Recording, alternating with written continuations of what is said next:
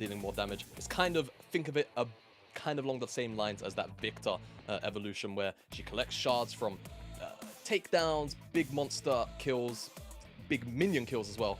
And after a set amount of stacks, I believe it's 20, 20, 20 or 25, 25, 25, all of her abilities start to unlock and become even more powerful. Vi on the other side, though, for Jiejie is going to be locked in. Very powerful jungler. We know what that one is all about. And we'll see what FoFo is likely going to try and take up, you'd imagine. Or they could, of course, still go for their priority AD, knowing that Syndra is likely going to end up in the middle. I like seeing Jiejie with Vi as well, because if you think back to last year when Vi starts coming to the meta as essentially a Zeri answer, where it's like, look, you're not going to escape from me. Jiejie was one of the players that really brought that into the fold. And now WE, do they want to lock that Zeri in up against that Vi? It's a bit of a tough one. Obviously, it still can work because you're still playing Zeri at the end of the day, but Vi can certainly be an answer. Yeah, I mean, does it matter if you have Lulu next to it as well, right? Like, we'll have to see how WE feel. Hope and Lwandy, they will go for the Zeri. And, of course, with FoFo locking in that Azir, EDG are only going to have the opportunity to lock in likely the AD carry between the bottom lane matchup as a whole. But, of course, WE probably considering locking in a jungle for Heng if they're feeling like his pool could get pinched. I feel like there's quite a few junglers you can still pick into the Vi. And with a composition that's kind of flexible and relatively static as Zeri, Syndra, I feel like they're pretty happy to just pick up the Lulu now and just say, we'll wait and see what cards you'll give us to play around as we move into the second ban phase. EDG still, of course, have to lock in an AD carry you'd expect to come here at R3. Yep, the pure comfort there for FoFo with the Azir as well. The Fiora, we did briefly mention there, 10 bans so far in the LPL, tied in first place for bans, and will be locked in there. So Ala taking the Fiora to the top side, and I will say, Ala is a terrifying Fiora player to go up against. Biubiu is going to have his work cut out in a matchup that I'd already pretty heavily favor Ala. Yeah, exactly. And now Biubiu is probably going to eat 2 bans as well on the top side, things that Ala just feels like he won't want to have to deal with. As WE, they're going to have to split their bans between either the AD role or the support role. Kennen off the board from Biubiu, and that's just going to be one of those big team fighting moments as well, which even if you fall behind, all it really takes is one strong slicing Maelstrom to kind of bring your team back into the fold if you are kind of getting a little bit dumpstered up in the top side. So I like that ban from EDG. We'll see if they kind of stay team focused up there as a W. Again, you know, things like the Sivir you can take off the board just for the safe scaling aspect. Maybe another engage facet to follow up with the Vide. Something like the Nautilus as well could be okay. They're going to try and hit on the very powerful in-lane AD carries starting with the Varus. I don't mind that either. You could even go towards something like the Caitlyn ban as well, I think, in this kind of spot. Yeah, just try and remove the things that can play safely while Azir and Vi and Fiora are diving onto the backside. Try and remove the AD carries that might be able to just free fire on their own. Potentially a Jax ban could come on through here. You're up against a Fiora, but I feel like there are a lot of different things that can be played. Renekton going to be the choice in the end. It's very much a comfort for Biubiu. As an LPL top laner, I feel like Renekton is a comfort by default, but Biubiu especially loves the Krog. Yeah, definitely. And I mean, you could have even ran into something like a Renekton release on the top side as well, just to kind of shut down the top side entirely, at least 1-to-1. Historically, used to have a pretty good matchup into Vi. Vi's had quite a few changes since then, so I'm not too sure how that jungle matchup goes, but W will ban away the Ashe, so kind of another poke. Keep at bay with long-range engage on the ultimate champion taken away. And I did mention the Caitlyn. I think it's definitely pretty good in terms of trying to just shut down in lane something like a Zeri, just because you can keep so much distance and also just push the lane very easily.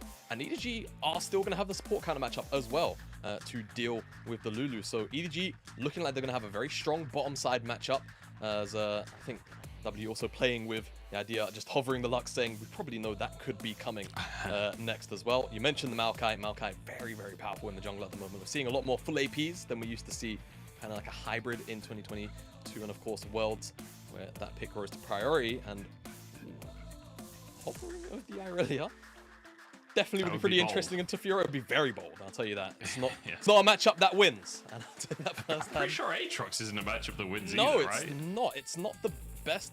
It's a skill matchup at absolute best where you get outscaled. So you really have to stomp the lane to really get any value out of this one. To try and bring some power into the team fights, but giving Ala the ability to just have a bit of a free laning phase is definitely a bit of a head scratcher.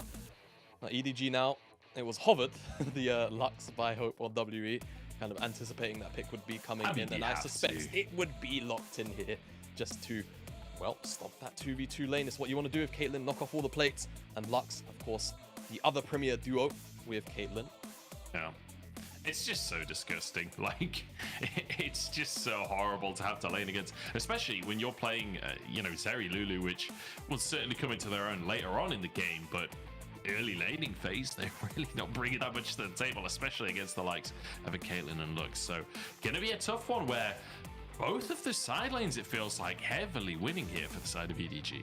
Yeah, you know, it's just 1-to-1 at the end of the day, right? Lane matchups aren't everything, but Biubiu has given himself a very, very tough time, to say the least, in those team fights. However, if he can get, you know, a little bit buffed up by the Lulu perhaps, or just find some flank angles onto Leave, onto Meiko, he is still going to be very powerful. But you pick Aatrox to try and have a strong laning phase, to even potentially be played around side from advancing. A lot of area denial is what that maokai can bring. So I think if they can try and find priority and actually be set up first, they have a lot better of a chance at winning, because also on the opposite side, you're looking at Azir, Caitlyn. Locking down an area is kind of their MO. Oh. Yeah, there was almost a meeting down here in the bottom side, but it didn't quite happen. 9 out of 10 players show it up. Meiko gonna be able to get a little proc on his Spell Thief before the game begins, but Ala up on the top side. Should be able to get some deep vision here. Nice little start for EDG. Yeah, I want to revisit that win condition you just set up, right? It's WE trying to find priority somehow to get on neutral objectives first. But the question is how? How, right? You mentioned Azir, Syndra might have changed slightly the matchup, so we'll have to see who's going to get push on that one. But I don't anticipate WE winning push in top or bottom lane. So we'll see what they've got up their sleeves. But Meiko already trying to push his advantage all the way to the third push, Leave over the wall as well. And I'm excited to see Leave stepping into the LPL, replacing Hope as the EDG kind of step up AD carry, right? Because Hope was on this roster for a lot of years, joined after 2019. Him and Lwandy won the LDL together, or perhaps came second place.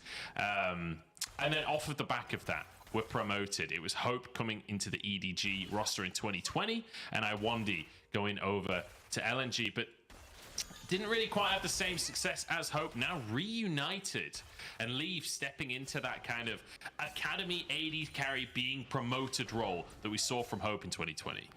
Yeah, definitely. A lot of history here between the teams is the undernote.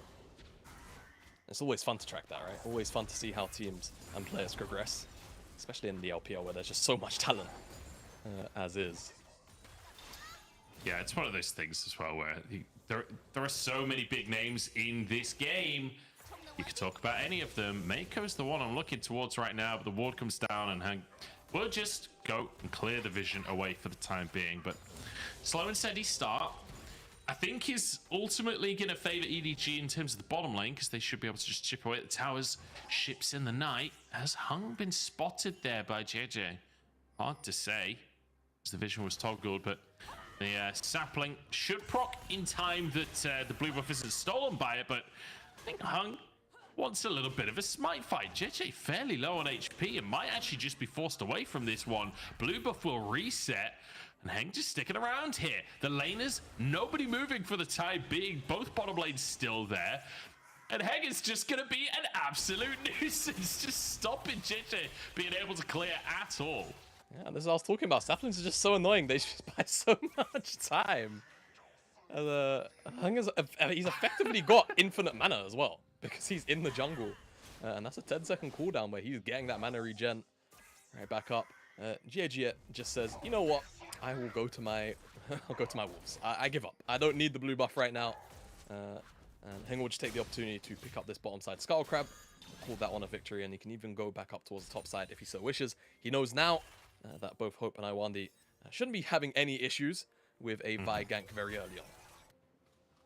Yeah, but it's a double scuttle to kick things off. So nice little start here from Heng. And again, this is one of the matchups I talked about before the game even began, right? He's up against Jiejie, up against a veteran world champion jungler on a pick that Jiejie is very comfortable on. But straight off of the bat, Heng not afraid to put his foot down in the game, understands how things are going, understands that Meiko and Leaf don't want to be leaving that bottom lane and losing their advantage. So just trying to find the advantage there. Can he get his chickens though? Jiejie comes in and gets the smite down. Ruins Heng's day. Yeah, super unfortunate for the big tree. He was waiting on his Q cooldown to execute the whole camp, but Jiejie will take that big chicken for himself. And very happily probably giggle a little bit as he walks out of the jungle after some of the harassment that he had to eat at blue buff. Nice little win. It's the small things after you have to deal with that annoyance. As Biubiu has actually had a not terrible time so far up in the top side. And it's not that he has a terrible lane at all the Aatrox, of course, as now Shanks gets a little bit of revenge onto Jiejie.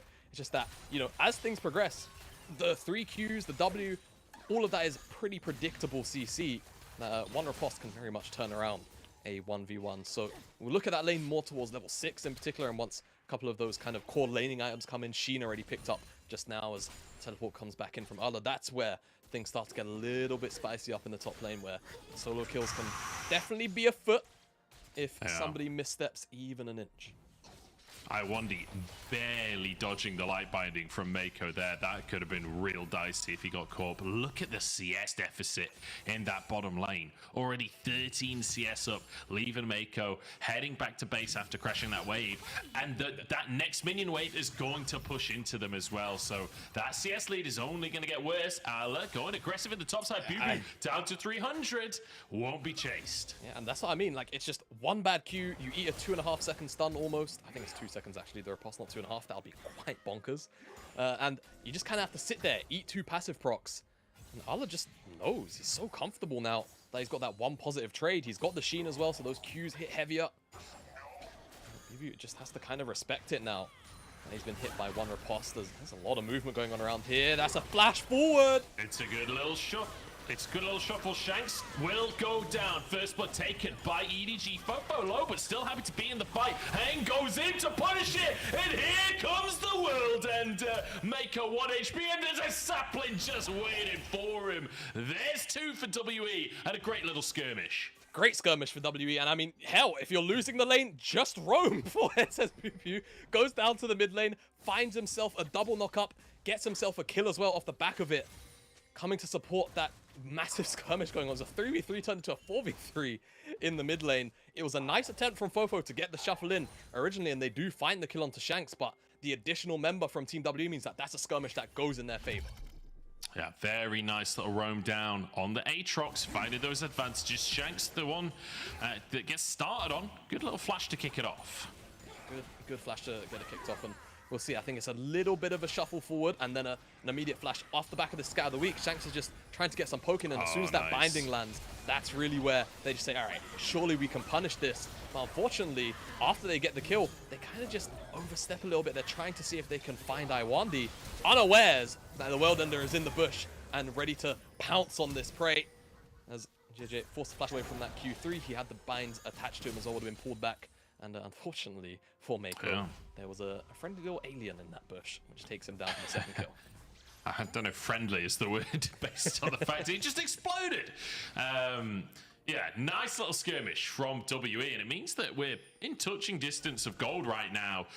My big concern is still that bottom lane CS advantage that is continuing to rack up in Leaf's favor. But generally speaking, things could be worse for WE. And it does kind of go back to the win conditions you talked about, right? Where WE, they want to group up. They want to be scrapping together, with Biubiu being willing to roam very proactively. You're going to see that. Yeah, you will indeed. And I mean, if things like what's going on in top lane right now, where Allah's holding a freeze, just expect Biubiu to leave. He will just do it again, I'm sure, if he feels like he has the opportunity to. He won't mind missing CS if he picks up a kill here and there, or he helps his team secure a dragon. Or just a positive skirmish, map rotation, anything. That's just the nature of that matchup as it goes on. As now, speaking of, see on this Rift Herald, we'll pick it up. Jiejie and Meiko just trying to gather some information on the bottom side, maybe pressure, hoping Lwandy off this tower. As you can see, Leave is actually starting to stack a bit of a wave up. As Hope, he wants to farm, but I don't think he's going to be able to get all of these Krugs. No. But he will survive. Respects the potential dive that could have come out from EDG there.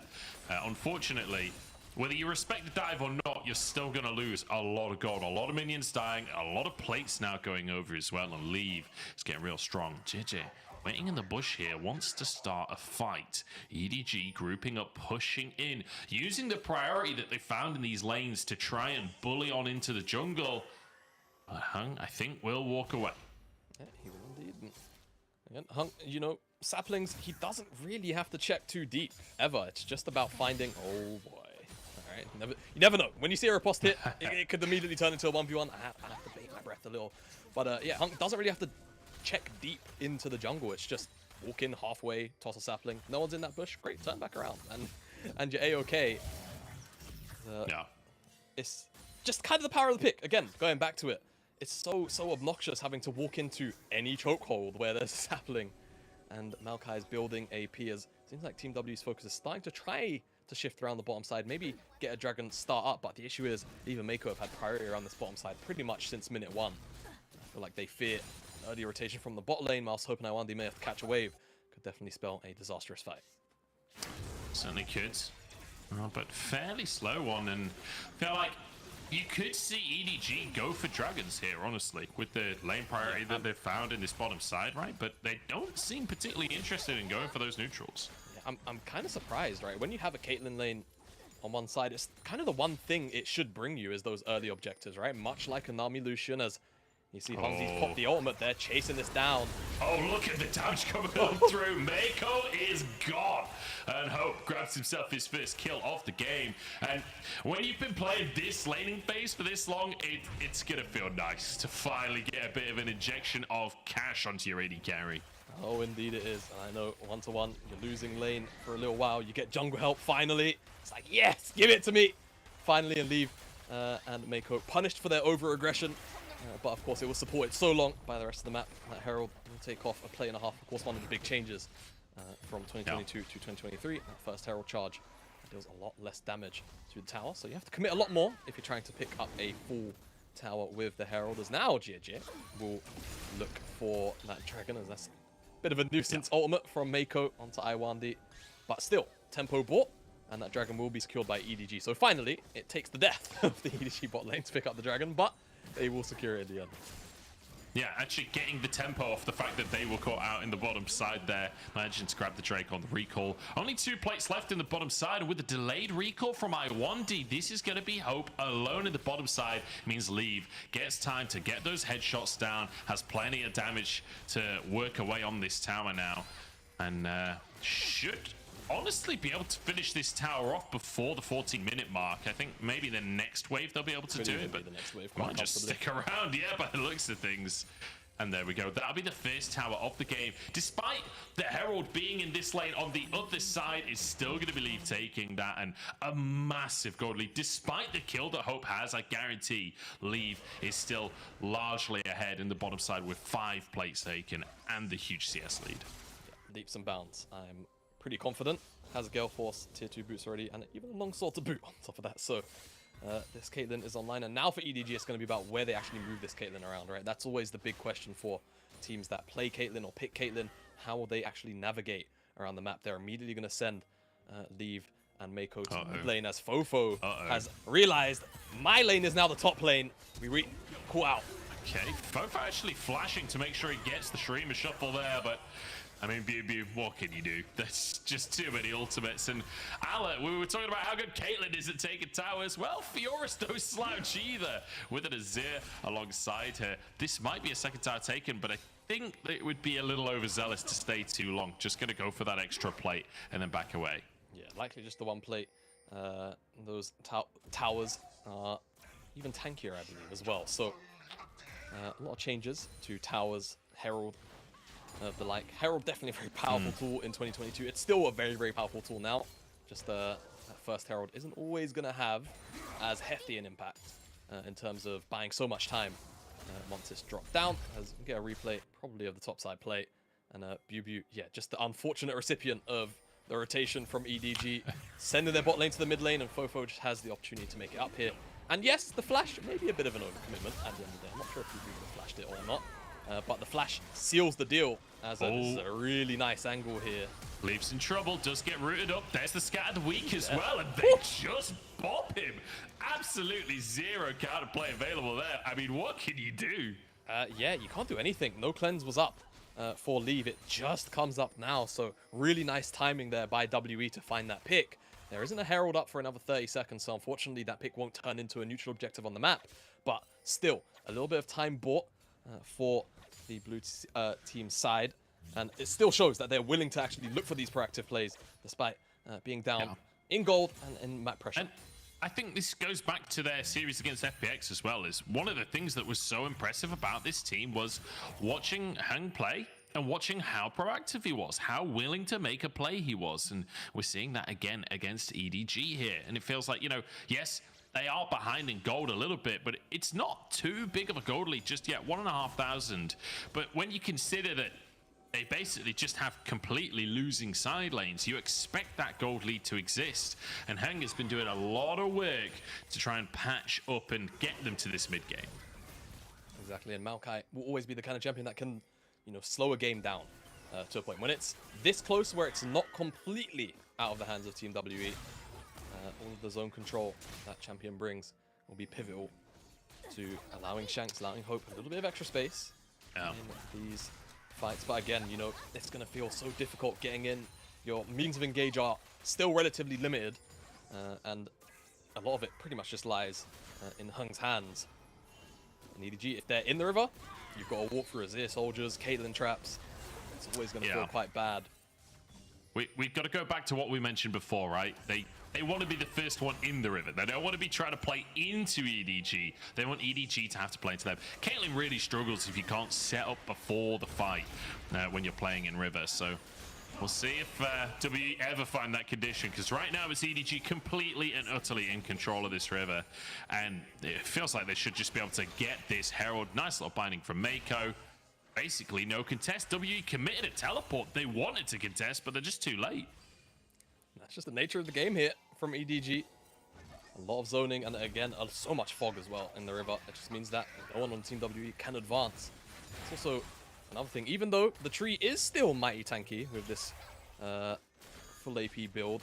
Well, it's more full AP. Afterwards, you go those kind of defensive AP items to keep yourself alive. No one really available just yet to face check into that much damage. Oh no. Not again. I think Not like he's got flash. He's got flash. They'll turn around. There you go. Jiejie just wants to grump now. But I tower wouldn't taken. put it past them to just blast their ultimates, to be honest. Just the speed at which it's not Ally, it's FoFo. The speed at which they could kill him, though, with a Vi and an Azir, I'm pretty sure you could go for it. But EDG have never been a team to go for risky plays, right? If they're not convinced that they'll definitely get the kill, they're not willing to do it. That is a Drake, though, taken by WE off the bat of the fact that Jiejie was up in the top side. So good capitalization once again from WE. And it does feel like we're in a pretty close one as we head towards the mid game. Yeah, it's not out of WE's hands, despite EDG having a lot of tempo on the map right now. And of course, iron breakpoints are still coming online for a couple of different members. Once Hope hits 2 items, that's when he'll really be able to open up and play some of these team fights. Heng seeing an opportunity now.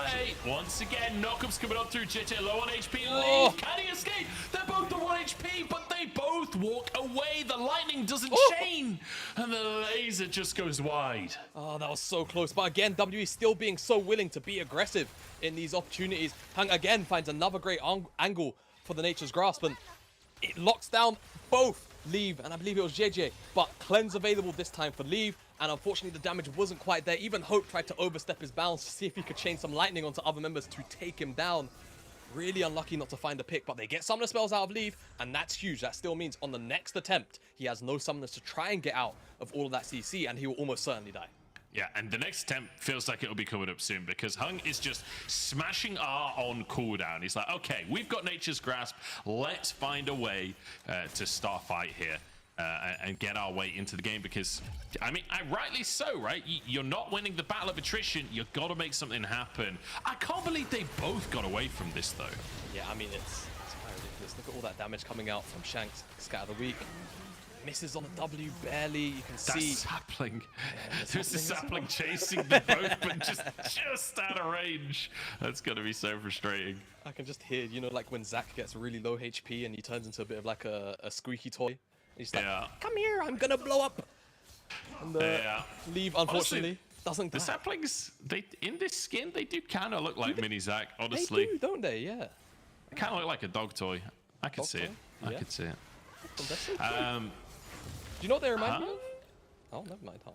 Did they remind you of a battle in the top side? Jiejie gonna use his ultimate straight off the bat onto Heng there. It's gonna be enough for him to get out. What do they remind you of, Jamada? Do you know the green alien toys from Toy Story? Yeah. That's what they remind me. The claw. The claw. Well, right now, Heng is the claw. His ultimate is the many claws.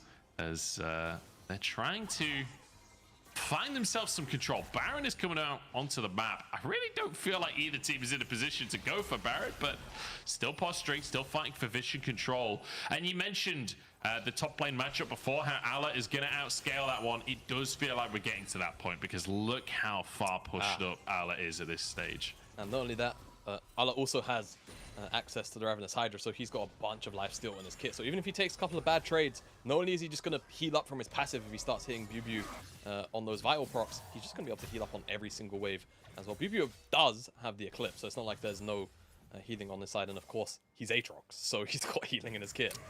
But it's going to turn into a war of attrition, which I feel like Fiora kind of just ends up winning out on. Especially with those 2 items to 1. Biubiu was trying to cut the healing down a little bit with that Executioner's Calling, but we're not on next patch. We're not on 13-2, where Grievous Wounds are being buffed. Everybody rejoice. Still at 25%. So, I want to ask you, 13.2, a lot of AD carry changes. How are you feeling about that? Because I feel like that's going to change the shape of the game pretty dramatically. Yeah. I mean, I've always been a proponent of, I would have loved to have seen a lot more diversity in the build paths for AD carries for a long time. Preemptively pops the art. I think when he saw how close he was to Jiejie and FoFo, got a little bit scared, but that almost on a very short cooldown, so I wouldn't worry too much about that. But it does mean EDG will take a lot of control here around the river. I've always wanted a lot more diversity in the AD carry item build paths, right? And I think lowering that crit amplifier access on the IE to 40% definitely does do that. I think, however, there may be a couple of outlying champions, Gangplank, who may be a little bit powerful next patch, who I'm sure they'll adjust accordingly. But yeah, I like the changes overall. I want them to stay as changes and not buffs. Oh, the TP! The TP! Yeah, he's gonna get out of there. Shanks is done. He's free. But I can't quite close the gap. I think my favorite change on the patch is the Freak added mana to Caitlyn. I think that's absolutely hilarious. When you think about it like that, he really did just go for it. I respect that. I respect that. I know the cynical are sat there thinking, Freak's an AD main, he joins the balance team, immediately AD changes come in. Buffs as well.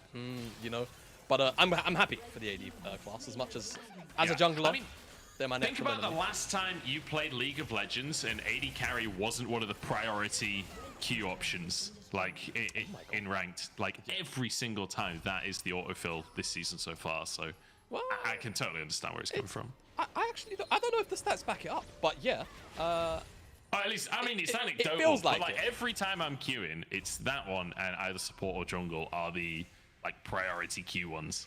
Yeah, I think jungle's first and AD's probably second. I know jungle's first for sure. No one likes that. Jungle's always first. Jungle is always first. It's a complicated role. But it's also a very simple role to laners, apparently. It's just one where junglers walk into lane and kill my opponent for me. That's how the jungle role works. It's how it works in my mind. And that's why we duo, Jamada. That's why we duo. I just need your Kane in my lane. That's where we're at. That's getting buffed as well, actually, by the way. With the fighter changes coming through. I'm just letting you guys know Kane's going to be a permaban next patch. In solo queue, at least. Well, we'll see. There's definitely space for... Oh, do you know what? Do you know who would have brought the Kane to the LPL? SOFM, but he's not here. I'm so sad about that. But I'm also, he kind of... he's a bit of a mad scientist. And sometimes science goes too far, Munch. And I feel like SOFM was on that barrier. I can get behind that. Even as a huge fan of SOFM myself, I can definitely get behind. Sometimes not optimal. I love his sheer love of Warmogs, though. Oh, probably. Now, this is anecdotal as well, and maybe not true, but he had the most Warmogs purchases of anyone in the LPL ever. Oh, that's got to be a true I'm confident. fact. I'm confident. unless there was a meta like 8 years ago where everyone was building Warmogs. Like Warmogs, Atmas. Yeah, like Warmogs, Atmas, or like season 5 when it was like true hard tank metal. That's a lot of burst damage, but nothing's coming from it, so we will continue talking. Yeah, he's got to be like top 1. Oh, hello. Biubiu's in trouble, but I'll actually go for a dive here and ends up with an even trade. Yeah, even trade, but you know he's gonna force Biubiu to actually blow the world ender, and of course Grand Challenge was offered, but Fiora only really needs that for the 1v1s, whereas ultimate on Aatrox's side a little more versatile. As will they spot the control ward? Lwandy will. And it's been very quiet for the last 5 minutes. It feels unnatural. I've been you know conditioned now by the LPL to expect consistent fights. And EDG it's a caster. Well, here you go. It's a caster curse, found isn't the it, angle. Jiejie gonna use his Q and flashes on out as well. Will survive just about, getting himself out to safety. They're not gonna commit to the Baron. A lot of pings there, but no committal. And I'm not really that surprised. It's a tough one to try and go for if you didn't even get the kill. Meiko trying to find the pick onto Lwandy, but vision cleared. I want to revisit win conditions here because we talked about, you know, not falling too far behind, trying to get into River. I feel like WE can make those win cons happen. Yeah, and I mean, at the end of the day, they have Zeri Lulu, right? And need I remind everybody what we've seen Zeri do in the last 12 months of her existence in pro play? So I think the more time that EDG give WE, at the end of the day, this gold lead, it matters a lot less. And all of a sudden, execution becomes the burden more than anything else. The wallet becomes less powerful. And right now, as you look towards the inventories across the board, it's more or less even in the item department. Jiejie is a little bit behind on Heng, but other than that, we're kind of sitting at even Stevens. Sure, Allah will hit his third item next, but again, right now, if W were to fight 5v5, it could go their way if conditions are met. Is there a conversation, though, of, oh, hang on, Biubiu, you're in trouble, buddy. Allah coming on in 2-3, Vitals already procced, and in comes the 4th. Biubiu taken out, Meiko grabs the kill with the Ultra Shock Laser. Actually, no, that's Zeri's ability. It's the final spark. Yeah. But they changed the name. It used to be a laser, didn't it? Many. I'm going way back now. This is like season 3, but... Wasn't it like Final Laser or something? I can't remember. It was something similar. No, it was like a really long name, I think. Hang on, I'm going to find out. But go. Regardless, EDG, great little pickup for themselves because it feels like they've been struggling to get picks. Yeah, W have been pretty reserved in their positioning on the map, and it's meant that EDG have had to be a lot more visionistic about how they can find their picks. But Heng is eating so much damage from Leave, and the chase on is here. They're desperate to chase these players down, but they can't actually finish anybody off. And Heng going into the wrong side of the map, maybe needs to turn around. Will finally channel his recall. Drake coming up. And this would be sole point for EDG if they could go for that Drake. Jiejie already moving over. And obviously the team not going to commit to the Baron in the meantime. Hope can get a tier 1. Maybe could push for more, but it's going to be tough. Yeah, it would definitely be tough. As on the bottom side, EDG will pick up their 3rd dragon. That's going to put them on sole point. And that's going to be... very worrying. Have you got the name much? It's Lucent Singularity. That's what it was. I remember. Well, I say I remember. I googled it, but you googled it, yeah. But I think Singularity. Oh, sorry. I asked Jeeves it. Oh, okay. All the search providers are available. I binged it. You binged it. All right. Internet Explorer. Just kidding. No one uses Internet Explorer. Yeah. All right. But I'm pretty sure Singularity is now like her passive. I think it's her passive name. I'm not going to talk about Lux ability names on broadcast. I'm just going to leave it. I don't know. But, I know most of the ability names, not the passive names. Not the passive names, how often do I need those? That's one I'm not super good on. 4-3 on the scoreboard. This has been this is my first LPL cast back, and apologies about the echo, by the way. I realized my mic is a little echoey today. I've moved house. I've moved in with Lyric. We've got a new place, and it's hardwood floor, very much not soundproofed. So it will be fixed. It'll be fixed for after Chinese New Year. But yeah, first time back. And we've got 7 kills in 30 minutes so far. I'm really hoping that we get some bag of team fights to finish this one out. I didn't realize the LCK started today. I was kind of surprised. But yeah, EDG just taking their time about it. They still remain quite far ahead. And I mean, scaling, there's a lot of conversations everywhere. Team fighting side lanes definitely go to well, side lane's definitely go with the EDG. Team fighting, I think, you know, very conditional. If W can blow somebody up with Shanks' ultimate, perhaps a high-value target like Leave or FoFo, then you definitely see them winning a drawn-out fight. If they can survive, Arla then showing up as this very fed Fiora at this point, because I'm not too sure who will be able to take her down.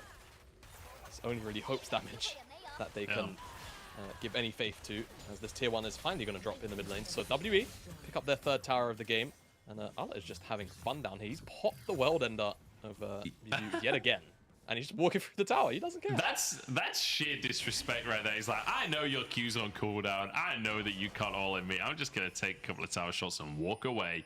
And the bottom side there, still 60 CS up individually there. But, you know, it's a slow one. We're playing it slow and steady, but WE taking that tier 1 is crucial. Does mean that theoretically, if they get control of the river, they can push that vision line a little bit deeper. They can play a little bit more aggressive, but whether or not they ever actually get any control in this river is a different question, because EDG, I mean, they've got a vice-like grip on the Baron area.